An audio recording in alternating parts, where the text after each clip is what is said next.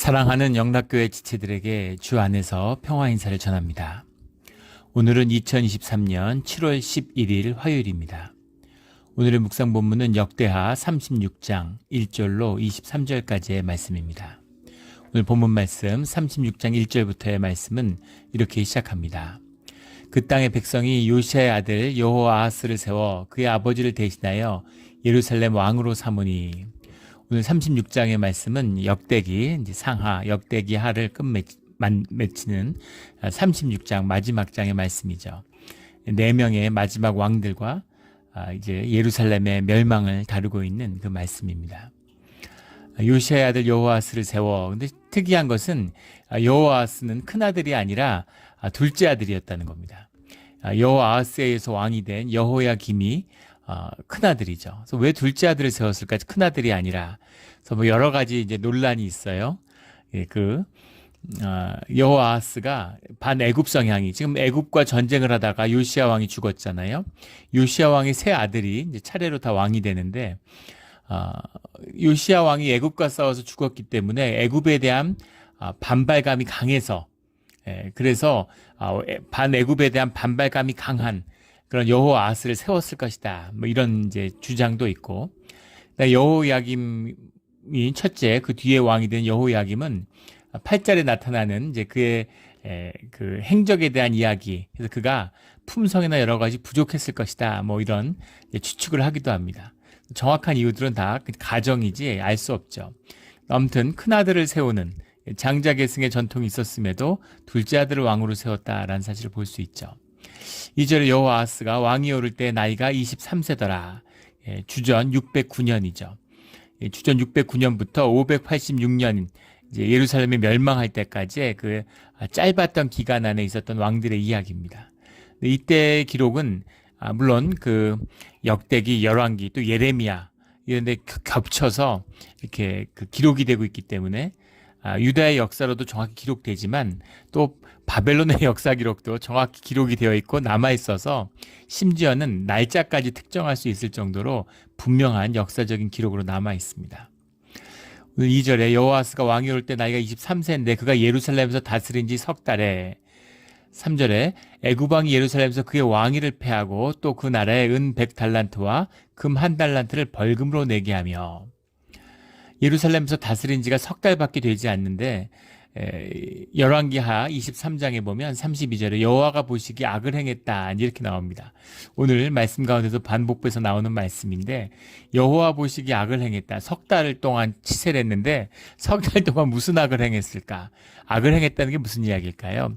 개인이 뭐 못됐거나 뭐 그랬을 수도 있겠지만 개인이 못됐거나 개인의 뭐 성품이 뭐 어그러져서 그랬다는 그런 의미가 아니라 여호와 보시기에 악을 행했다는 이유는 왕이 우상숭배를 했다 하는 뜻입니다. 우상숭배를 금하지 않고 우상숭배에 빠져들었다라는 얘기인데 사실 이때에는 급격하게 이제 우상숭배로 무너지는 걸 볼 수 있게 돼요. 우상숭배로 무너진다는 뜻은 단순히 마음이 미혹됐다는, 물론 그런 것이 깔려 있겠지만 아수르와 또 그 애굽 그리고 바벨론이 막 이렇게 명멸하면서 패권을 놓고 중동의 패권을 놓고 이렇게 충돌하는 그런 시기이기 때문에 우상 숭배를 한다는 건 그 나라와 함께 이제 영혼을 썩는 것이죠. 그 나라의 문화를 받아들인다 이런 의미가 들어 있는 것이죠. 그렇기 때문에 이렇게 살자. 애굽의 길로 가야 된다. 아수르하고의 길로 그걸 지켜야 된다. 아니다, 바벨론이다. 우리 마치 이제 고려 말을 보는 듯한. 송나라 말과 또 금나라, 요 나라를 물리치고 올라온 금나라를 누르고 나타나는 이제 원나라, 몽골이 득세하는 것이죠. 그런데 전통적으로 송나라하고 관계를 맺고 있었는데 금나라하고도 이제 또 사대를 안 할 수가 없고 침략을 받으니까. 근데 금나라를 몽골이 누르는 거죠. 송나라하고 몽골이 연합해서 금나라를 잡았어요.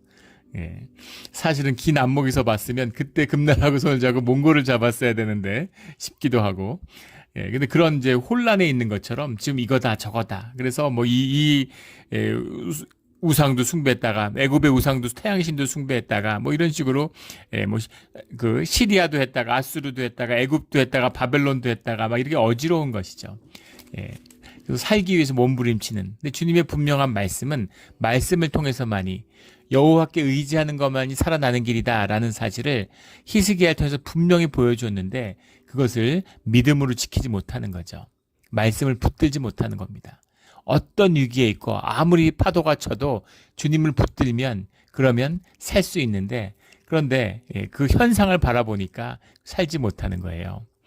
이 뱃사람들 이야기를 들어보면 그 파도가 막 폭풍우가 치면은 제일 그 요트를 힘들게 하는 건 돛대라고 그러죠. 돛대가 서 있는데 돛대 때문에 배우가 더 심하게 흔들린다는 겁니다. 그럼 뭐 못 견딘다는 거예요. 막 그 파도가 치니까 막 배가 흔들리니까 정말 너무너무 힘든 거죠. 그럼 어떤 유혹이 생기냐면 정말 악마의 유혹이죠. 돛대를 꺾고 싶은, 잘라내고 싶은, 꺾어버리고 싶은 그런 유혹이 든다는 거예요. 돛대를 꺾어버리면 그러면 배가 안정되고 상대적으로 좀 편안하다는 거, 살만하다는 겁니다. 문제는 뭐냐면 돛대를 꺾고 나면 그 다음에 돛이라는 게 아무 의미가 없잖아요. 돛을 못 올리는데, 닷을 못 올리는데 그 무슨 의미가 있습니까? 돛대가. 그래서 필요 없으니까 잘라버리고 싶은데 그걸 잘라버리면 태풍이 지나가고 평평해졌을 때 그때 바람을 받기 위해서 돛을 올려야 되는데 그 폭풍우가 지나고 났는데 돛대를 잘라냈으면 그땐 진짜 죽는 거죠. 표류하는 방법밖에 없으니까. 그런 유혹인 거죠. 주님을 우리가 다 여호와 때문에 힘들어 이렇게 되는 거죠. 그래서 우리 우상 숭배만 하면 우리가 잘 지내고 우리가 애굽 말 잘 듣겠다고 하면 바벨론 말 잘 듣겠다고 하면 되잖아. 그럼 평화가 올 텐데 그렇게 생각하는 거죠. 근데 그것이 망하는 길이다라는 사실을 역사는 분명히 또 말씀을 통해 증거하고 있는 것입니다. 그런데 이 애굽 왕이 이제 반이스라엘 애굽 정책을 펴니까 와가지고 다시 침략해서 예루살렘을 점령해서 왕을 패하고 왕을 이제 잡아가고. 근데 거기다 그 나라에 은 100달란트와 금 1달란트를 벌금으로 내게 하며 이렇게 돼 있어요. 굉장히 재미있는 표현입니다. 벌금으로 내게 했다. 보통은 선물했다. 공물로 바쳤다. 조공을 바쳤다. 뭐 이렇게 나오죠. 근데 그 바이야노스라는 말인데 바이야노스라는 말의 원형은 이제 오네쉬라는 말입니다. 오네쉬라는 말은 영어로 하면 파인이죠. 말 그대로 벌금이에요. 근데 보통은 나라에서 전쟁에 지면 이제 공물을 바치는데 조공을 바치는데 그걸 이제 미나흐라고 하죠. 미나흐.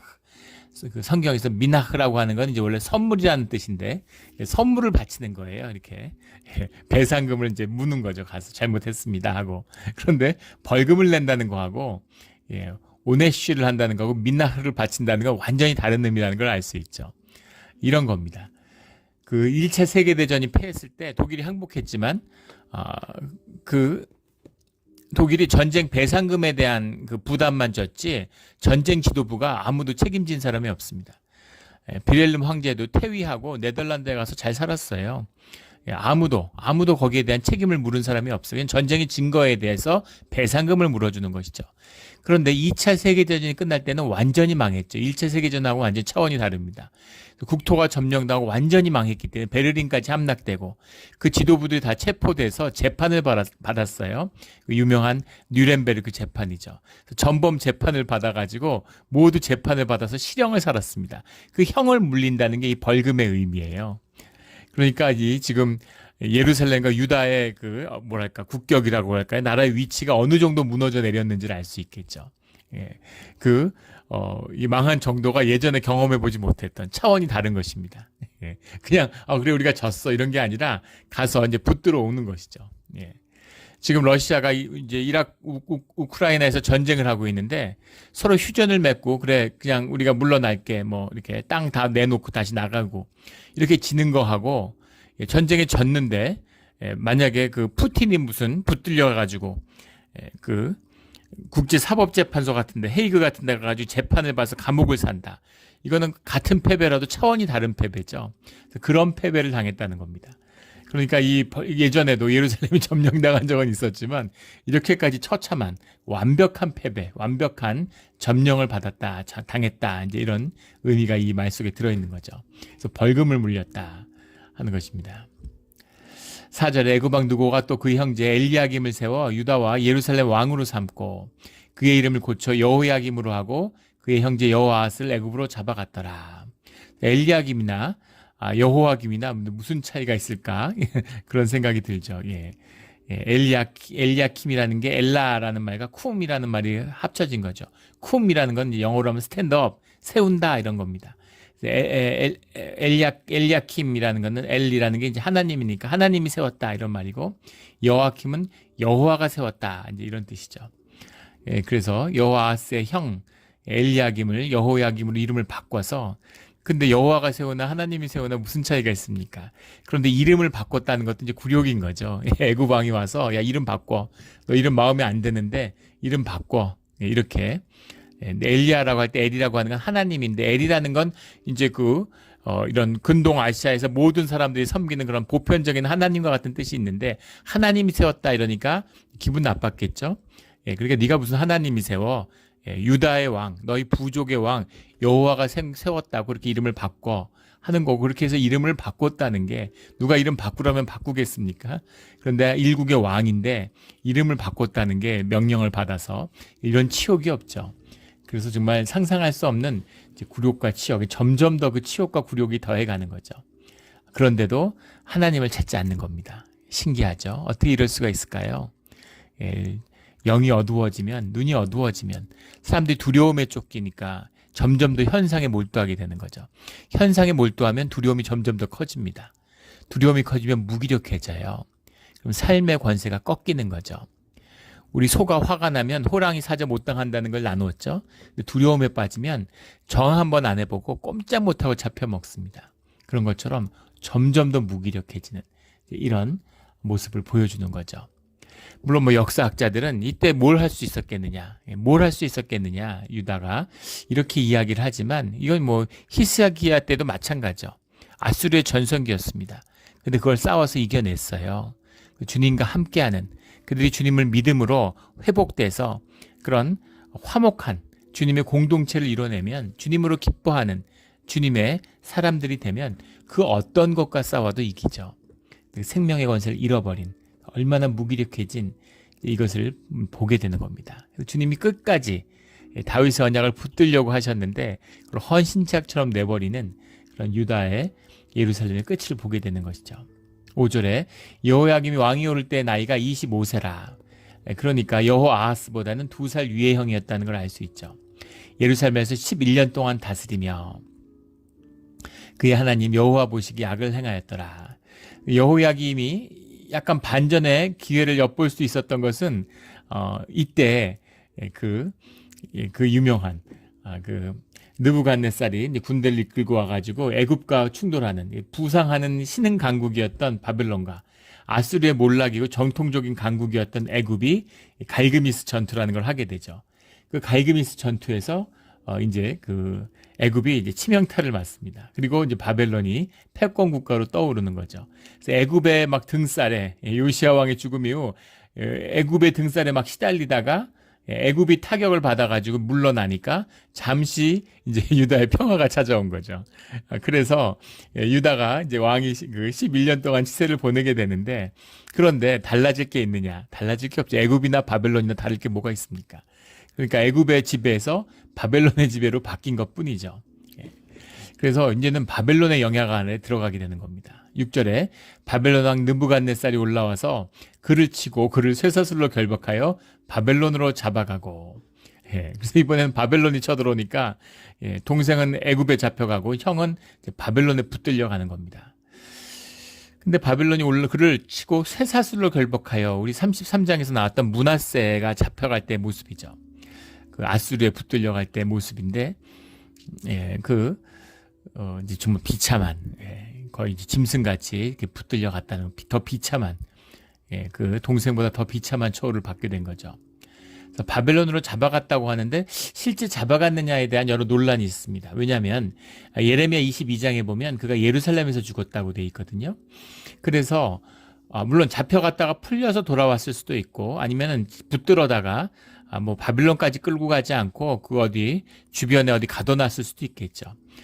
그러나 분명한 것은 어쨌든 붙들려 갔다는 것은 이제 분명합니다. 그래서 잡혀갔다가 풀려온 게 맞지 않을까 싶은데, 잡혀가고 7절에 느부갓네살이 또 여호와의 전의 기구들을 바벨론에 가져다가 바벨론에 있는 자기 신당에 두었더라. 1차 약탈이 벌어지는 거죠.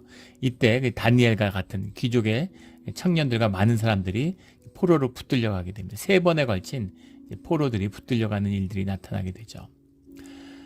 8절에 여호와의 김에 남은 사적과 그의 행한 모든 가증한 일들과 그에게 발견된 악행이 이스라엘 유다 열왕기에 기록되니 그의 아들 여호야긴이 대신하여 왕이 되니라. 여호야김에 남은 사적이라고 하는 것은 이제 디브레이라는 말인데 다바르라는 말에서 다바르라는 말은 말한다, 스피치죠. 말한다라는 말인데 그 성취를 의미하기도 합니다. 왜냐하면 왕이 이야기하면 왕이 말한 대로 시행되는 거니까 사적 이렇게 해석을 했어요. 그가 행한 모든 가증한 일과 베토 아브타브, 베토 아브타브라는 말인데 이거는 이제 그 우상숭배를 말하는 거죠. 그런데 여기 재밌는 것은 그에게 발견된 악행이라고 하는 이 표현입니다. 재밌는 표현인데 하님사 알라우라는 말이에요. 알라우라는 건 이제 알라우라는 말의 의미인데 알라우라는 말에 against 영어로 하면 그런 말도 있지만 climb up 올라간다, 드러나다 뭐 이런 말도 뜻도 들어 있습니다. 그래서 알라우는 알라흐라는 말이 against인데 알라우니까 그에게 대항했다. 그에게 대항해서 찾은 것 이런 말이죠. 하님사라는 건 find인데 영어로 하면 찾았다 이런 말이거든요. 그에게 대항해서 찾은 것 이게 무엇일까라는 겁니다. 그에게 대항했다는 말을 주님께 대항해서 한 짓 이렇게 해석할 수도 있겠죠. 그런데 또 이것을 올라온다라는 의미로 한다면 그 안에서 올라와서 찾게 된 일 이렇게 해석할 수도 있습니다. 그래서 이것을 아마 조합한 것 같아요. 그에게 발견된 악행, 이렇게 악행이라는 건 보통 이제 우상숭배를 말하는 것인데 해석하는 것인데 그러니까 사실은 그 안에 있던 것이 밖으로 드러났다라는 거죠. 왕을 안 할 때 왕이 되기 전에는 안에 있었는데 왕이 되고 나니까 겉 안에 숨겨 있던 것, 자기가 누르고 있었던 게 이제 누를 게 없어지고 왕이 되니까 드러나는 것이죠. 그러니까 안에 있었던 악한 것들이 밖으로 드러났다. 이렇게 해석할 수도 있습니다. 그런 왕들이 많죠. 역사적으로 나라를 망해먹는 왕들은 처음에 왕이 됐을 때는 괜찮아 보여요. 시간이 지나면서 악행이 드러나는 거죠. 백제 의자왕 같은. 처음에 왕이 됐을 땐 굉장히 좋아 보였는데 악행이 드러나는 그런 왕들이 많이 있죠. 그런 의미로 이제 해석할 수 있겠죠. 그래서 그에게 발견된 이런 표현을 썼어요. 그러니까 숨어 있었던, 원래 좋지 않았다는 거예요. 상태가 안 좋았는데 그런데 왕이 아닐 땐 좀 눌려 있고 조심하니까 왕이 되니까 그 안에 있는 게 모든 게 드러나 버렸다. 그런 의미죠. 그래서 그 기록들 그가 하나님이 보시기에 좋은 왕이 결코 되지 못했다. 악한 왕이었다라는 겁니다. 그래서 그가 붙들려간 다음에 그의 아들 여호야긴이 왕이 됐다. 이렇게 나옵니다. 9절에 여호야긴이 왕이 오를 때 나이가 8세라. 여호야긴이라고 되어 있는데 우리 역대상 3장에 보면 여고냐라는 이름이 나오는데 이게 여호야긴 왕이죠. 또 예레미야에 보면 고니야라는 이름으로 나옵니다. 이게 이제 원 이름이었겠죠. 여호야긴 왕의 이름이고 또 개인적으로 불리는 왕의 그 개인적인 이름이 있는 거죠. 세종이라는 건 왕의 이름이고 왕이 있을 땐 세종이 아니죠. 죽은 다음에 왕일 땐 그냥 왕인 겁니다. 근데 죽은 다음에 세종이라는 이름을 얻었죠. 그리고 개인적인 이름은 퍼스널 네임은 이도죠. 도자입니다. 이름이. 그렇게 된 것처럼 여러 이름이 있을 수 있는 거죠. 어릴 때 뭐 여고냐, 고니야 이렇게 불렀는데 왕이 되니까 왕의 이름으로 여호야긴이라는 이름을 이제 받게 되는 것이죠. 그 여호야긴이 왕이 되는데 여기 보면 이제 킴도 있고 여호야긴은 그 여호와 킨이죠. 킨. 이건 쿰하고 킨하고 이제 비슷해요. 우리로 말하면 여호와김, 여호와긴 이렇게 있는데 쿰이라는 건 이제 스탠드업 이제 이런 뜻이고 뭐 여호아즈 할 때 아즈라는 건 이제 붙든다. 하나님이 붙든다. 그러니까 모두 이제 이런 여호와와 관련된 이제 그런 이름들을 이제 갖고 있는 겁니다.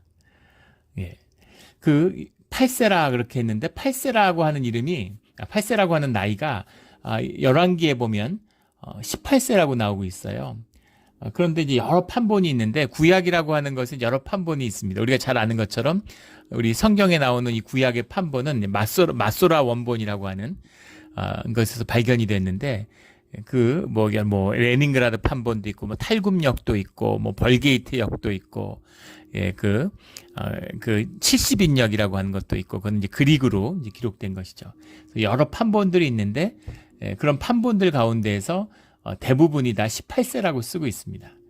18세라고 쓰고 있기 때문에 18세가 맞다, 뭐 이런 해석도 있고, 또 보면 이제 예레미야서에 보면 여호야긴이 이제 어머니하고 항상 같이 다녔다, 이런 이제 기록이 나오죠. 그래서 이제 8세가 맞다, 이제 이렇게 보는 이제 견해도 있습니다. 그런데 어쨌든 어린 나이에 왕이 된 거죠. 그래서 예루살렘에서 석 달 열흘 동안 다스리며 여호와가 보시기에 악을 행하였더라. 바이아스, 하라, 이런 말인데, 바이아스라는 말이 do, make 이런 말이고, 하라라는 게 evil, bad 이런 겁니다. 석 달 열흘 동안 무슨 악을 행했을까? 우리 앞에서 나눈 것처럼 악을 행했다. 이런 악의를 행했다는 건 이제 우상숭배에서 벗어나지 못했다. 우상숭배가 점점 심해지는 겁니다. 두려움이 점점 커지니까. 10절에 그의 느부갓네살의 왕이 사람을 보내어 여호야긴을 바벨론으로 잡아가고 여호와가 전에 귀한 그릇들도 함께 가져가고 그의 숙부 시드기야를 세워 유다의 예루살렘 왕을 삼았더라. 그래서 여호야긴 이 바벨론으로 잡혀가는데, 여호야긴이라는 말은 이제 야훼 플러스 쿤이죠. 쿤이라는 건 이제 be firm 이런 말인데, 여호와가 굳건히 해준다. 여호와 기임할 때 쿰이라는 건 주님이 세워주신다. 그런데 이름만 그렇지 세움도 받지 못하고 굳건하지도 못한 그런 왕들이 되었습니다. 그래서 여호야김의 아들 여호야긴도 이제 붙들려 가고 37년간 이제 감옥 생활을 하게 되죠, 바벨론에서. 그리고 이제 마지막 왕 여호야긴에게는 이제 삼촌이 되는 요시아의 셋째 아들 시드기야가 왕이 되는 것입니다. 시드기야가 왕이 오를 때 나이가 21세라 예루살렘에서 11년 동안 다스리며 그의 하나님 여호와가 보시기에 악을 행하고 선지자 예레미야가 여호와의 말씀을 일러도 그 앞에서 겸손하지 아니하였으며, 주님을 바라보지 않고 우상숭배를 했을 뿐만 아니라 말씀이 증거되었는데도 그것을 받아들이지 않았다는 겁니다. 듣기 싫은 거죠. 그래서 주님의 말씀이 계속돼서 선포되고 있는데 16절에 보면 그의 백성이 하나님의 사신들을 비웃고 그의 말씀을 멸시하며, 왕뿐만 아니라 백성들이 다 영이 이제 흐려진 거죠. 이때 에스겔, 예레미야, 하박국, 다니엘 이런 많은 선지자들이 나와서 하나님의 말씀을 선포하는데 그 말씀을 듣지 않는 거예요. 말씀이 나오는데 말씀을 듣지 않는 겁니다. 그래서 마지막 주님이 부르시는 기회고 회개의 기회를 주시는 거죠. 그런데 성령을 거스름으로, 말씀을 거스름으로 회복의 기회를 얻지 못하는 겁니다. 그러니까 주님이 이방 백성을 다룰 때 아수르의 백성을 다루는 것과 아람의 백성을 다루는 것과 유다의 백성은 다르게 다룬다는 걸 볼 수 있죠. 말씀을 보내서 돌이킬 수 있는 기회를 열어줘요. 그런데 그것을 외면하는 자들이다라는 걸 볼 수 있는 것이죠. 13절에 또한 느부갓네살 왕이 그를 그의 하나님을 가리켜 맹세하게 하였으나 그가 왕을 배반하고, 지금 하나님의 역사의 섭리를 이루어가는 그런 역사의 섭리 가운데 하나님이 바벨론을 들어서 쓰시는 겁니다. 그래서 그것을 예레미야가 이미 선지자들이 이야기하고 있죠. 이사야 선지자가 이야기하고 있죠. 그런데 그 선지자의 말씀을 따라서, 그래서 느부갓네살이 왕이 그를 하나님에 가리켜 맹세하게, 너희가 다시는 이렇게 배반하지 않는다고, 바벨론을 등지지 않겠다고 그렇게 약속해, 이렇게 얘기를 하는 거죠. 에스겔서 17장에 보면은 그것이 이제 마지막 희망이 되었다는 걸 알 수 있습니다. 하나님을 의지케 하는 시간을 주고 하나님만을 의지하라고 하는 이제 주님의 은혜의 통로가 사실은 바벨론의 느부갓네살 왕을 통한 약조였는데, 그런데 그걸 또 배신하는 거죠. 그러니까 얼마나 정신이 없고 혼미해져 있는가 하는 걸 볼 수 있는 거예요. 이걸 유다의 마지막 이 시드기야 왕 때를 보면 우리 조선 마지막 왕이었던 고종의 이야기를 보는 것 같습니다. 고종을 보면 어떻게 저렇게 어리석을 수가 있을까? 이상하죠. 이 병자호란 때 인조, 임진왜란 때 선조, 나라가 누란의 위기에 처하면 어떻게 그렇게 용렬한 왕들이 있을까? 왜 그렇게 운이 없을까? 운이 없는 게 아니라 그런 용렬한 왕이 있기 때문에 그런 불행이 다가온다. 이렇게도 볼 수 있겠죠. 예, 그 고종을 보세요. 예, 일본한테 시달리니까 일본을 이제 배척하기 위해서 예, 처음에는 청나라하고 손을 잡았다가 그 다음에 러시아를 끌어들였죠. 근데 러시아의 남하 세계 정세를 보면 왜 그 조선이 식민지가 됐을까? 어떤 이유에서든 조선이 일본의 외국의 식민지가 될 나라는 아니죠. 말도 안 되는 일입니다. 일본의 역사 기록에 보면 일본의 그 메이지 원훈들, 메이지 정부의 지도자들도 그 자기들끼리 회의한 기록들이 남아 있어요. 예, 그런데 조선을 식민지화할 수 있을 거라고는 상상도 못하고 기회가 왔을 때에도 그래도 야 이건 말도 안 된다. 어떻게 우리가 조선을 식민지할 수 있느냐? 예, 필리핀도 아니고 이건 아니다. 그런 거에 대한 굉장히 우려들이 나옵니다. 예, 자신이 없는 거죠. 어떻게 조선을 식민지해? 근데 사실은 조선이 망한 건 일본 때문도 아니고 러시아 때문도 아니고 중국 때문도 아니고 뭐 미국 때문, 뭐 테프트 가스라 조약 때문이다. 다 말도 안 되는 소리죠. 조선 스스로 망한 겁니다. 그런데 그 망하는 마지막 순간조차도 안타까운 건 예, 그 당시에 국제 정세를 보면 미국이 떠오르는 거예요. 예, 지금 중국하고 미국이 갈등하는 것처럼 그때는 미국하고 영국, 세계 패권 국가인 영국에 미국이 도전하고 있는 겁니다. 근데 그 영국의 앞마당이었던 그 이 아시아 지역에 이 미국이 들어오는 거예요. 스페인 전쟁을 이기고 필리핀을 점령하고 그리고 자꾸 아시아에서 미국의 영향력이 강해지니까 영국하고 껄끄러운 겁니다.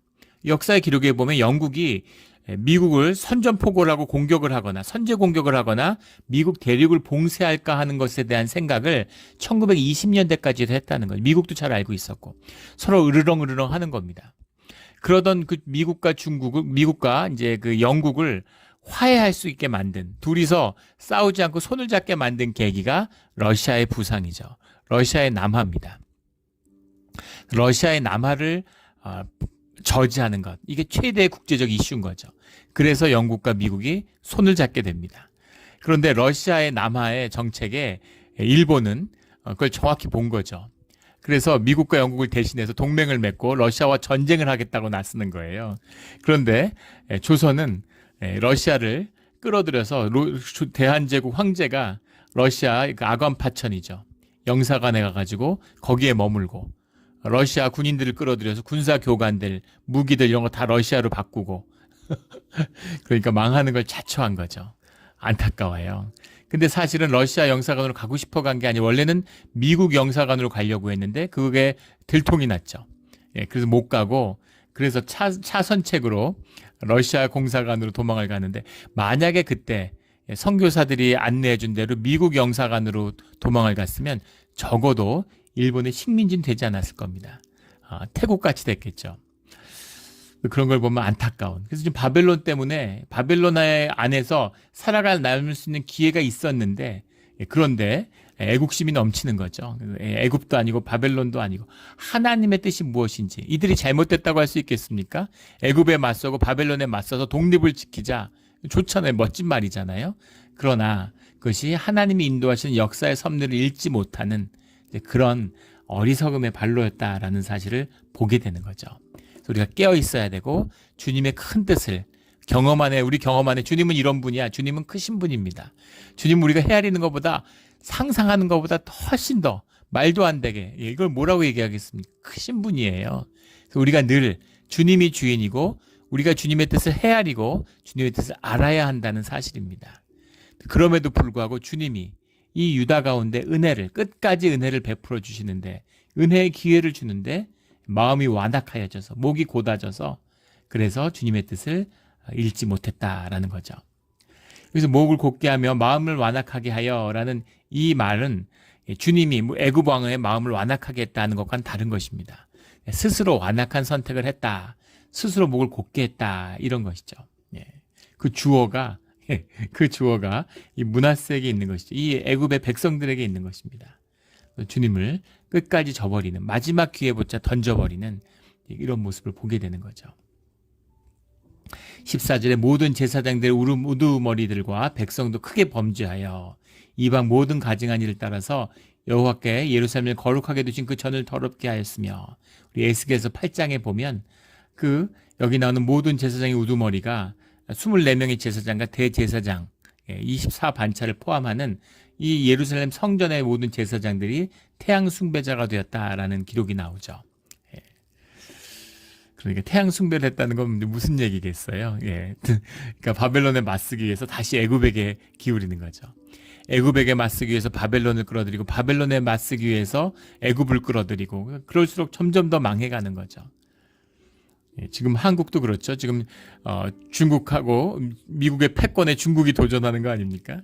중국이 부상하고 있으니까 뭐 중국 편에 붙니 미국 편에 붙니 하는데 어느 편에 붙는 문제가 아니에요. 어느 편에 붙는다고 살겠습니까? 예, 나라 안에서 화목하고 예, 남북 통일을 이뤄내고 예, 그런 백성이 한 마음으로 뭉쳐서 하나님께 의지하는 주님께 참된 예배를 드리고 주님만 의지하는 게 되면 무슨 세상이 어떻게 돌아가도 무슨 일이 있어도 누구도 건드릴 수 없는 주님의 나라가 되는 것이죠. 우리 대한민국이 그런 주님의 복받은 민족과 나라가 되기를 주의 이름으로 축원합니다. 우리 늘 어렵고 힘든 상황 속에서도 환경과 조건이 아니라 마음의 중심 가운데 주님의 말씀을 찾는 우리 신앙의 자리가 되기를 주의 이름으로 축원합니다. 또 우리가 지도자들을 위해서 기도해야 돼요. 미국도 어렵습니다. 미국이 어려워지면 세계가 어려워지죠. 그래서 우리가 늘 미국의 지도자들을 위해서도 기도해야 되겠습니다. 이런 역대기를 보면 그런 마음이 더 깊이 들죠.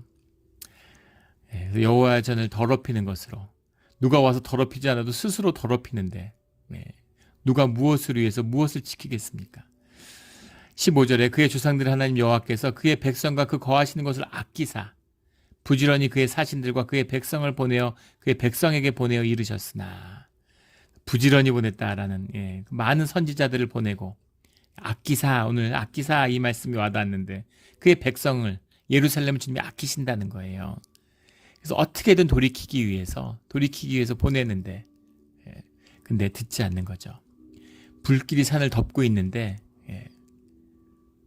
소방 호수를 준비해라. 아니면 빨리 피난 가야 된다. 이렇게 얘기하는데 불길도 없고 괜찮아 이러고 무시하는 겁니다. 한 치 앞을 보지 못하는 그런 어리석은 유다의 지도자들과 백성들의 모습이죠. 16절에 보면 그의 백성이 하나님의 사신들을 비웃고 그의 말씀을 멸시하며 그의 선지자들을 욕하여 여호와의 진노를 그의 백성에게 미치게 하여 회복할 수 없게 하였다. 이렇게 나오죠. 선지자를 욕한다는 것, 주님의 선지자들을 비웃고 말씀을 멸시한다는 건 주님을 멸시한다는 얘기입니다. 주님을 모욕하고 주님을 멸시하고 성령을 거스르는 건 회복할 수 없죠. 회개를 받아주시고 우리를 돌이킬 수 있게 해주시는 분이 성령님입니다. 성령님 우리와 함께하는 것이 말씀이에요. 말씀을 거역하는데 뭐 어떻게 하겠습니까? 그냥 그거는 파멸인 거죠. 끝인 거예요. 돌이킬 수 없는 것입니다. 이렇게 마지막 갈대와의 왕의 손에 그들을 다 넘기심에 하나님이 남은 자의 역사를 위해서 예루살렘과 유다를 이제 그 갈대 왕의 손에 넘기시는 거죠. 갈대 왕의 손이라는 건 이제 바벨론 왕 느부갓네살을 이르는 것입니다. 그래서 바벨론의 유수 70년의 포로의 시간이 시작되는 것이죠. 21절에 이에 토지가 황폐하여 땅이 안식년을 누린 같이 안식하여 70년을 지냈으니 여호와께서 예레미야 입으로 하신 말씀이 이루어졌더라. 예레미야 선지자를 통해서 선포했던 말씀, 유다의 운명에 대한 말씀을 그대로 이루셨다라는 거죠. 안식하여 70년을 지냈다. 이것을 주님의 섭리의 역사, 구속의 역사의 일부로 이제 지칭하는 것이죠. 안식년이다. 70년의 안식년이다. 우리 그 코로나 왔을 때 우리가 주님 안에서의 안식년, 우리 봉쇄 전주에 그 말씀을 선포했죠. 이것을 주님의 안식년이다. 마치 바벨론의 유수 때처럼 기억하는 분이 계실 거예요. 주님이 허락하시는 그 시간까지 모이지 않고 우리의 믿음을 주님이 시험하시는 것이다. 이런 말씀을 선포했습니다. 그래서 교회가 회복될 때에는 남은 자의 역사를 시작하시는 것이다. 이것은 벌이나 주님이 벌 주시는 것이 아니라 우리의 회복을 위한, 교회의 회복을 위한 좋고 선한, 하나님의 의롭고 선한 일이 될 거라는 사실을 선포했었습니다. 그리고 교회가 정말 믿음과 평화와 화목을 이뤄냈어요. 이것이 주님이 하시는 일입니다. 주님의 축복을 부을 수 있는 그런 귀한 그릇을 이루는 것이죠. 이게 중요한 거예요. 이게 중요한 것입니다. 그래서 교회가 자꾸 사람 끌어모으려고 믿음이 있든 없든 말씀이 중심이 되지 않고 사람 끌어모으고 왜 사람 끌어모으려고 그래요? 돈 끌어모으고 그러면 뭐 힘이 생기고 이러니까. 물론 이민교회에서 얼마나 사람이 그립고 또 외로운지 잘 알죠. 그래서 사람을 끌어모으고 사람에게 의지하면 어떤 일이 벌어지는가 하는 사실을 그 어떤 교회보다도 분명한 증인이 바로 우리 몬트레 영락교회죠. 2번 다시 그런 일이 있어서는 안 돼요. 어떤 경우에도 주님만을 의지하는 겁니다. 어떤 시련과 고난이 있어도 어떤 인간적으로 좋은 일들이 있어도 결코 그런 것에 묶이지 않고 오직 주님만을 의지하는 것. 이것이 하나님의 인도하시는 역사죠. 그 일들이 우리 가운데 반드시 이루어지기를 주의 이름으로 축원합니다. 근데 왜 70년이었을까? 뭐 여러 가지 이제 이야기들이 있죠. 예, 그 사사기 이후에 490년 동안 안식년이 지켜지지 않았기 때문에 그 물러졌던 안식년을 다 모아서 490년이니까 70 곱하기 7이잖아요. 그것을 이제까지 안 지냈던 안식년을 다 몰아서 지낸 것이다. 뭐 이런 해석도 있습니다. 그런 해석도 있는데 그런데 또 그 기록에 나오진 않지만 다윗 왕도 있었고 히스기야 왕도 있었고 뭐 히스기야 왕이 안식년을 지켰을까 하는 건 의구심이 드는데 예, 물론 대희년은 한 번도 지키지 않았습니다. 49년째가 되는 그것은 한 번도 지키지 않았는데 안식년을 지키지 않았을까? 근데 희년을 안 지키는데 안식년이라고 지켰을까? 뭐 그런 생각이 들긴 하죠. 예. 근데 정말 한 번도 지키지 않았을까? 뭐 그랬을 수 있을 것 같기도 합니다. 70년을 지내서 물렀던 주님의 말씀을 그대로 이루는 예루살렘 땅을 회복하는 주님의 땅으로 그런 시간을 가졌다라는 거죠. 그리고 22절, 23절에 고레스의 귀국 명령, 70년을 한 번에 건너뛰어서 마지막 고레스의 귀국 명령이 나와요.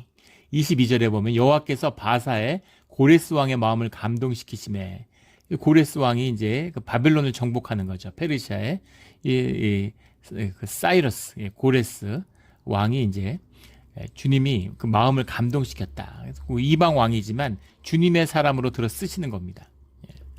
23절에 바사왕 고레스가 이같이 말하노니 하늘의 신 여호와께서 세상 만국을 내게 주셨고 나에게 명령하여 유다 예루살렘 성전을 건축하라 하셨나니 하늘의 신 모든 것의 신이신데 그분이 여호와시다라는 여호와라는 이름을 쓰고 있다는 겁니다.